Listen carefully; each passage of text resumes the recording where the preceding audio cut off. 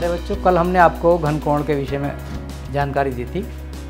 देखिए, आज घनकोण से संबंधित कुछ शेष भाग है उसका कि घनकोण डी ओमेगा किस प्रकार से निकालते हैं। देखिए, माना कि एक क्षेत्रफल अवयव डी ए दिख रहा है बिंदु ओ से आर दूरी पर, बिंदु ओ यहाँ आर दूरी पर है चित्र के अनुसार।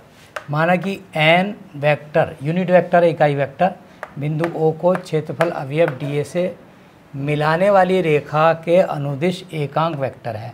माना कि एकांक एन वेक्टर तथा डी ए जो क्षेत्रफल अवयव डी ए पर अभिलंब के अनुदिश है, डी ए ठीक है, के अनुदिश है के बीच का कोण कितना है, थीटा है।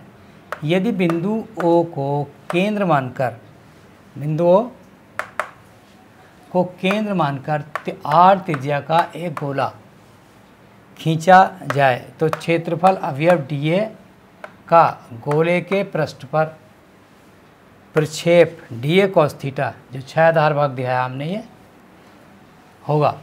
अतः क्षेत्रफल अवयव डी ए द्वारा गोले के केंद्र पर अंतरित घनकोण क्या होगा, D omega is equal to D A cos theta बटे आर स्क्वायर। अब क्या है, चूँकि डी ए कॉस थीटा होता है डी ए वेक्टर और इन डॉट यूनिट वेक्टर, यहाँ पर रख दिया D omega is equal to D A dot unit vector upon R. ठीक, आ गई बात समझ में। अब हमारा अगला टॉपिक इसमें वैद्युत फ्लक्स का है। तो देखिए, हमने ये वाइट बोर्ड पर वैद्युत फ्लक्स के विषय में नोट किया है, इसको देखें। वैद्युत फ्लक्स वैद्युत क्षेत्र का गुण है। किसी वैद्युत क्षेत्र में वैद्युत बल रेखाओं द्वारा निरूपित किया जाता है। ठीक है, अब इसकी परिभाषा देख लीजिए, रेड से लिख दी मैंने इसको। वैद्युत क्षेत्र में स्थित काल्पनिक पृष्ठ पर वैद्युत फ्लक्स उस पृष्ठ से गुजरने वाली वैद्युत बल रेखाओं की संख्या की माप है। इसे फाई ई से प्रदर्शित करते हैं। ये एक अदिश राशि है। अंडरस्टैंड। अब आगे देखिए, यदि वैद्युत क्षेत्र में किसी बिंदु पर एक अनंत सूक्ष्म पृष्ठ डी ए, कोई छोटा सा पृष्ठ ले लिया डी ए, स्थित हो तथा विद्युत क्षेत्र की तीव्रता ई हो, तो इस पृष्ठ से संबद्ध वैद्युत फ्लक्स फाई ई का मान चुंबकीय क्षेत्र ई और अनंत सूक्ष्म पृष्ठ डी ए, जो सदिश राशि हैं दोनों, के अदिश गुणनफल के बराबर होगा। अर्थात D phi E is equal to E dot D A, dot product. अब ई डॉट डी ए क्या होता है, E D A cos theta, D phi is equal to इसकी परिभाषा से। तो इसके बीच में थीटा क्या है, यहाँ थीटा वैद्युत क्षेत्र ई और क्षेत्रफल सदिश टी ए के बीच का कोण है। अब यदि पहली स्थिति में थीटा बराबर 0 कर दें, अर्थात ई और डी ए समानांतर हो जाएं, तब D phi E is equal to E D A हो जाएगा, चूँकि कॉस 0 का मान 1 होता है। अब सेकंड स्थिति में यदि थीटा बराबर 90 अंश अर्थात ई और डी परस्पर लंब है, तब क्या होगा, ई और डी ए परस्पर लंब है, तब क्या होगा, डी